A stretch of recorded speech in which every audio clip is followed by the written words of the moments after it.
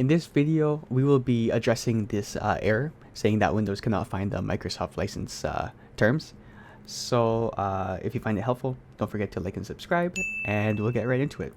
So the way to address this is to actually create a new virtual machine. There is a problem with setting it up initially.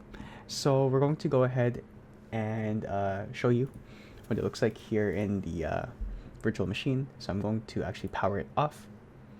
So go to power shutdown guest, and I'm going to go ahead and create a new virtual machine. So we'll go through the typical installation steps, but this part is the most important right here, the guest operating system installation. So normally we would set up the ISO at the start, but we don't want to do that. We want to go ahead and select I will install the operating system later. So that is good. I'm going to set it up to Microsoft Windows. I'm installing the ISO for 2019 later. So we'll just go ahead and create these files. I'll hit next, UV next. I'll set my cores and my processors and all that good stuff. And set my RAM to about 8 gigabits. I'll use bridge networking, sure, why not?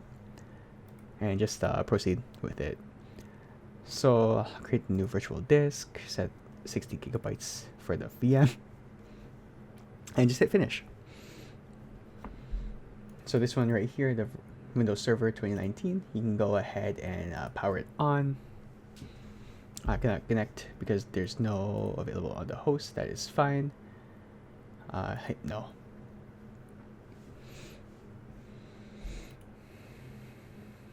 So now what you can do, you can go to the settings.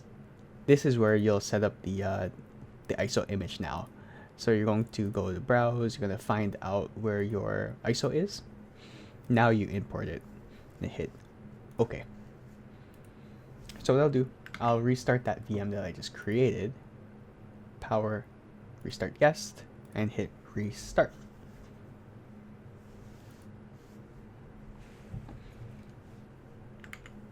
Might have to connect it actually. Go back. So yeah, so here you go.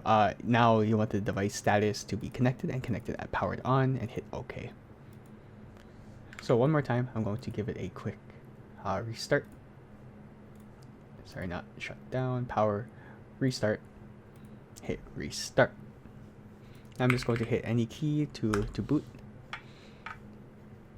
Now you can see Windows is loading, and we just have to be a bit patient for it to go through.